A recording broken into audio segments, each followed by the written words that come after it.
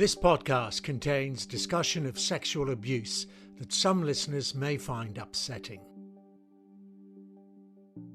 Sport is something that brings joy to millions in the UK and across the world. But for the past few years, disturbing revelations about historic sexual abuse against children has cast a harrowing shadow across the sport of football.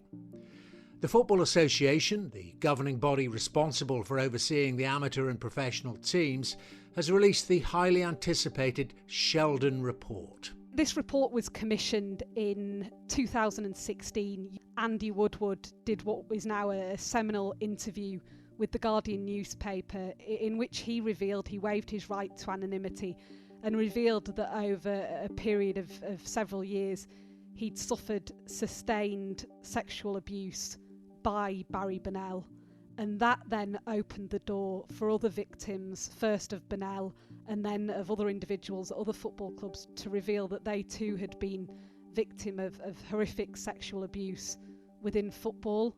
That was when that was what forced the FA to commission this independent review led by Clive Sheldon QC, the barrister. When does the FA say it became aware that there was a problem in these clubs, and what kind of actions did they initiate? That's basically the big question that the report was looking at. It was looking at child sex abuse from 1970 to 2005. And the question was whether the FA had engaged in a cover-up, what anyone had been aware of, and when. I think basically that the big turning point, or what should have been the big turning point, was when Barry Bennell was convicted of sex offences against young boys in Florida in 1995. The review has taken 4 long years to complete and could be hugely significant for the future of child safety in grassroots football, as well as in the fight to bring justice to those affected years ago. And I used to just sit there with fingers in my ears, shut my eyes, and just think of something nice, because I knew what he was doing. And this had gone for about, it used to seem as though it was quite a while. I'm sure it was a lifetime for these lads, but even if it went on for half an hour, it was half an hour of hell. So, who's to blame? What is the FA doing now? And could this happen again? Hello, I'm Dermot Murnahan and welcome to the Sky News Daily Podcast.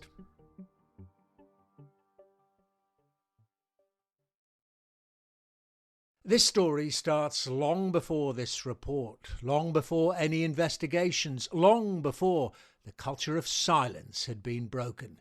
This is the story of Jason Dunford. I was scouted for Manchester City at the age of 11. And to be honest, from 7 years of age, I started kicking a football, and I absolutely loved it.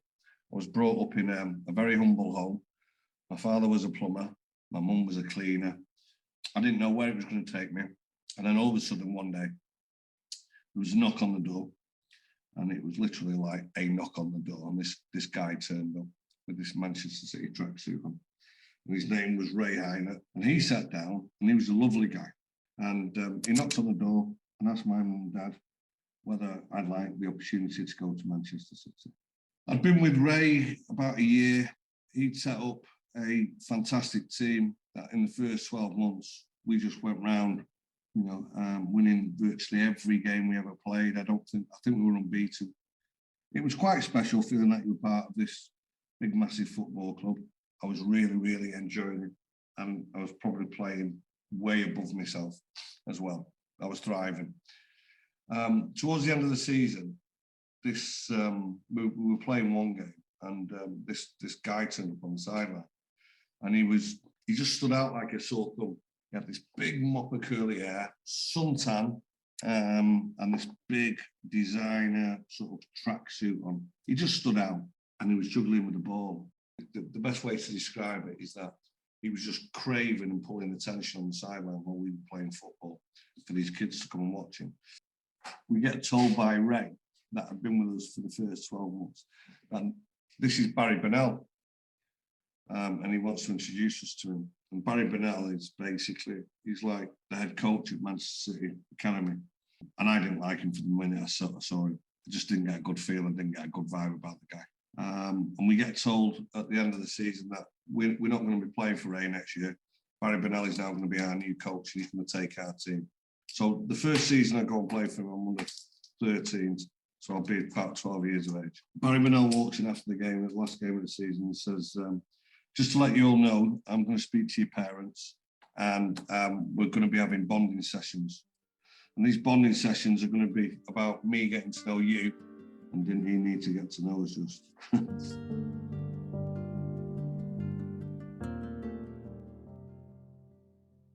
Burnell decides that he's going to start selecting 3 or 4 kids at a time to come to his house in a remote area of Derbyshire.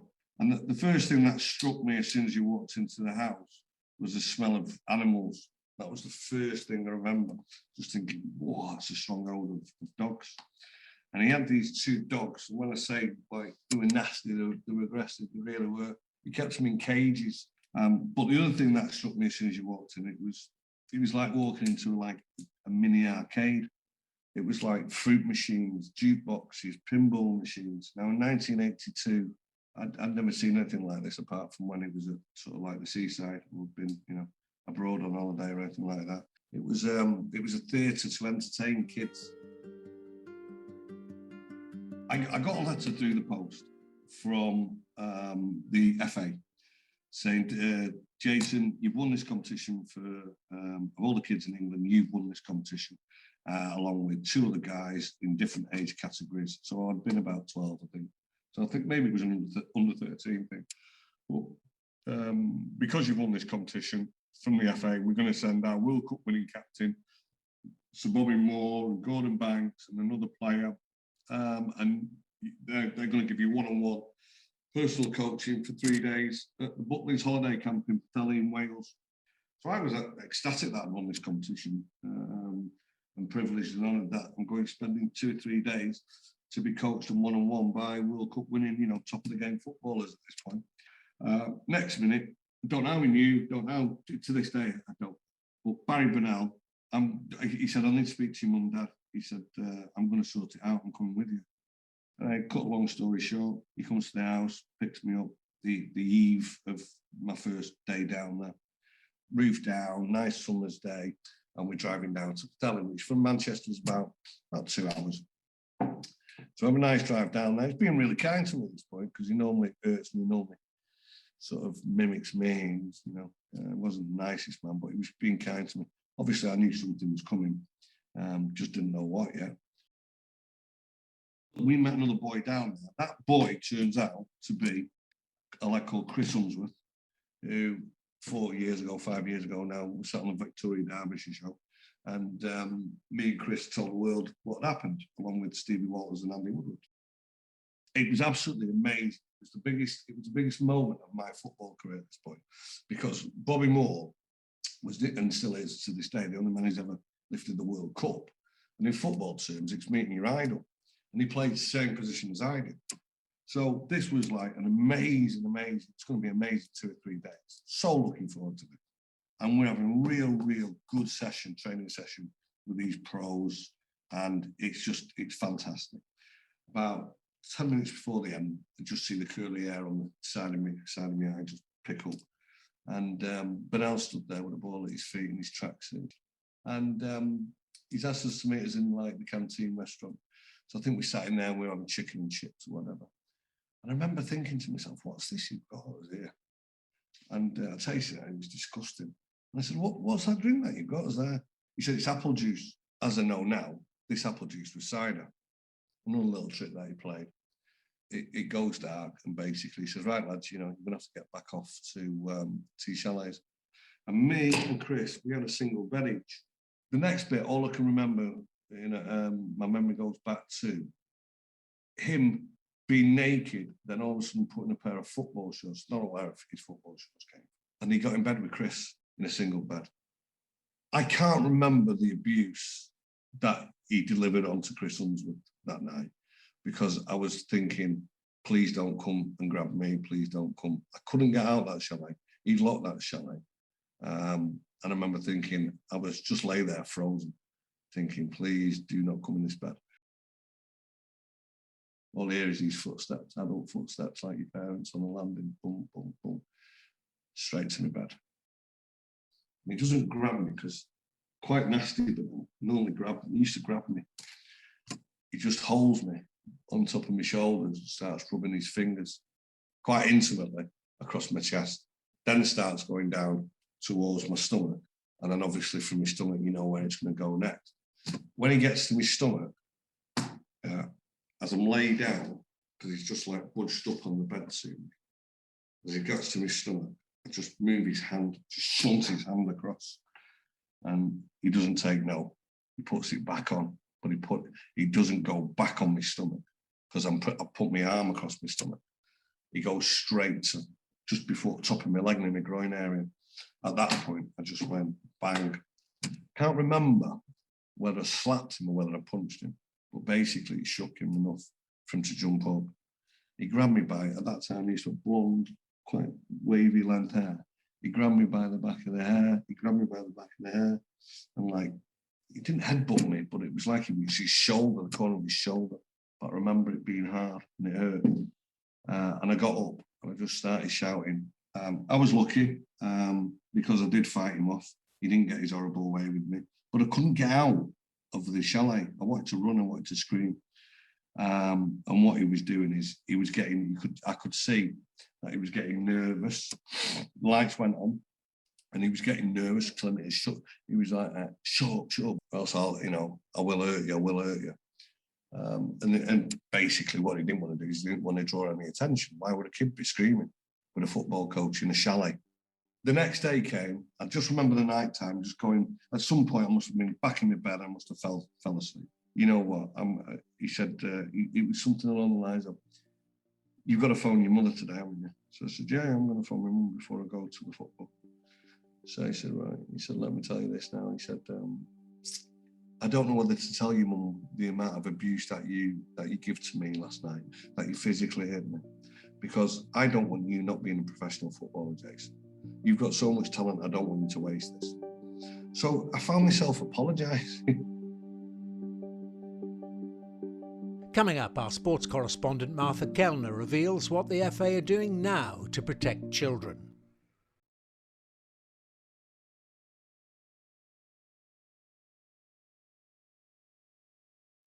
Jason's story is just one of many that have emerged from that era. The FA report sought to investigate how this had been allowed to happen and what could be done to prevent it ever happening again. I'm Martha Kellner, sports correspondent for Sky News. There was then this period between October 1995 and May 2000 where the FA were found to have committed significant institutional failings, and Clive Sheldon QC, who authored this report, said there was no excuse for those failings. So I think the FA should have been aware of what was happening in 1995. Before then, there wasn't really a focus on safeguarding within football, but at that point, they knew there was an issue with safeguarding in football. They knew that Barry Bennell had been involved with at least 2 football clubs in England and also many more clubs at grassroots level. So that was when they should have been aware. The question was, what did they do after they did become aware? And that is where Clive Sheldon QC arrived at his findings of significant institutional failings over that 5-year period between 95 and 2000. It's taken so long, according to Clive Sheldon QC, because there have been these outstanding criminal cases against both Barry Bennell and Bob Higgins, who was a coach at Southampton Football Club. Just detail for us then, Martha, the main findings. Yeah, I think that the headline finding was this significant institutional failings by the FA over that 5-year period between October 1995 and May 2000. Of which Clive Sheldon QC said there is no excuse. Other findings equally damaging were the 8 professional clubs which failed to take the right steps after concerns were raised with them about these predatory coaches. It is important to note that there were no particular individuals that were pinpointed in these failings. It was more of an institutional failing by these 8 clubs. They are Chelsea, Aston Villa, Newcastle, Stoke, Peterborough, Southampton, Crewe Alexandra and Manchester City. Crewe Alexandra and Manchester City emerged particularly badly from this report in terms of the failings of people who had heard sustained rumours about predatory coaches within those clubs and hadn't referred it to any higher authority or hadn't investigated themselves. All the clubs mentioned there have released statements acknowledging and welcoming the findings of the report. Crewe Alexandra said the club wholeheartedly regrets and is sorry to every survivor of abuse that it was unaware of Bennell's offending. Their chairman, John Bowles, resigned. He said, as the only person left with an association to that era, "I truly believe it was important for me to see it through to conclusion." Manchester City also said that in addition to the personal apologies that have been made, the club's board of directors wishes to apologise publicly and unreservedly for the unimaginable suffering experienced by those who were abused. In 2019, they set up the Manchester City FC Survivors Scheme to offer compensation and counselling.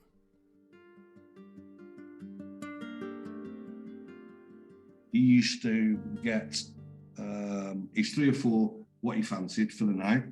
It sounds callous, it's quite chilling. But what he'd do is he'd pick his 3 or 4 lads that he wanted to abuse that night. And he'd basically make me go and tell them to come to his room, which you can imagine me years and years later feeling guilty about that. But there's nothing I can do about it, right? And he'd say to me, "Jason, go down and tell such one to come to my room." So I was like his little servant, but he was obviously taking the mickey out. He was breaking me down. He used to say, "Sit behind the door. Don't allow any of the other lads into this bedroom as long as I tell you." So what I used to have to do is sit with my back behind the door so they couldn't push it open. And he used to just sit there with fingers in my ears, shut my eyes, and just think of something nice because I knew what he was doing. And this had gone for about, it used to seem as though it was quite a while. I'm sure it was a lifetime for these lads, but even if it went on for half an hour, it was half an hour of hell.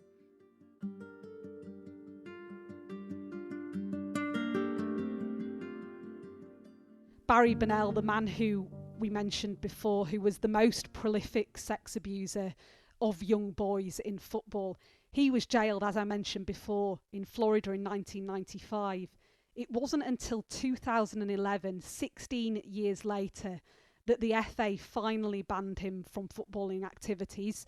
He'd even been jailed in between times in England in 1998. It turns out that thankfully he didn't have a great deal of involvement in football, if any, between those dates, but it was the fact that the FA did leave the door open for him and for Bob Higgins, who was the abuser at Southampton, to continue to be involved in football. That was one thing that the report highlighted as well.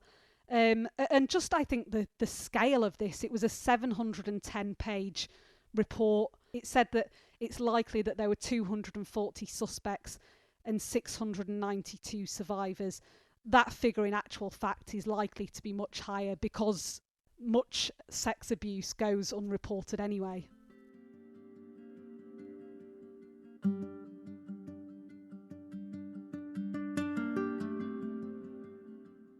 This is incredibly significant for the FA and, of course, first and foremost, for the abuse survivors.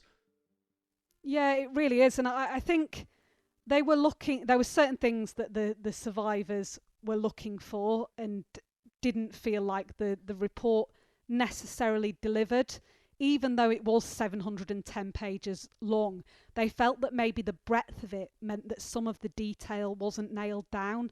A lot of these survivors also believe that there was a paedophile ring operating within football. That is something that they wanted to see the report really get to the bottom of.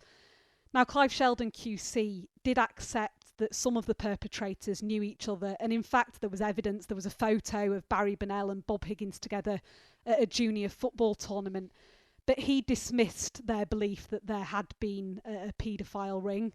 Another thing that the survivors were looking for was a recommendation for mandatory reporting of abuse. That is, that there is a legal requirement if you have suspicions that someone is abusing, that you report it to a higher authority.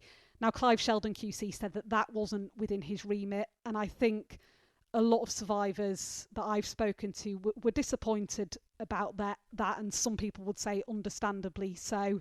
There was a survivor who was interviewed in the Times newspaper, and he described the Clive Sheldon report as a whodunit without the murderer. There's still some outstanding civil cases and criminal cases around some of these abusers who are mentioned in the report. It owns in on 7 different abusers, Barry Bennell, and 6 other perpetrators, as the report calls them. There's also some questions thrown up by the report. Dario Gradi, who was formerly both a coach and a director of football at Crewe Alexandra Football Club, he's mentioned more than 250 times by the report. There's one thing which I think many people have seized upon that stands out, a quite shocking quote from him within the report, which says that when he was interviewed by Clive Sheldon, he said he didn't consider an individual putting their hands in the trousers of another individual to be assault. Now, Clive Sheldon says that when he pointed out to him that it was in fact assault, that Dario Gradi accepted that, but there's certainly questions about what Gradi and other individuals within Crewe Alexandra knew at the time. Dario Gradi issued a statement saying he was satisfied with the findings of the review, which found he did not act improperly towards children at any time and was unaware of the activities of Bennell. He has always maintained that he did take the matter of Eddie Heath to higher management at Chelsea FC by reporting it. He expressed his deepest sympathies for the survivors and their families. So what is changing? What does the FA say the actions are going to be? What in concrete terms are the FA going to do and hopefully doing right now in terms of safeguarding? Huge strides have clearly been made in safeguarding in football over the past 2 decades. There's 13 recommendations made by the report. A couple of the sort of standout ones are that one member of the FA board is to be appointed a children's safeguarding champion. They're also going to have an annual National Safeguarding in Football Day. But like I mentioned earlier, there's nothing on mandatory reporting. The FA pointed out that they've already had 800,000 people trained on safeguarding courses. There's lots of new processes involved in grassroots football. The NSPCC Child Protection in Sport unit, they always or have consistently in the last decade given the FA sort of a high level of confidence in their policies, standards, training and checks. So I think there definitely is that confidence that football, probably more than any other sport now, is at the vanguard of safeguarding children. But one survivor who came forward actually in 1997 to talk about his abuse, he believes the FA do take safeguarding seriously and do realise that has to be the priority. But he did say that we shouldn't be complacent. You cannot kid yourself, he said. There will be abuse happening within football now, just as there is abuse happening in every area of society.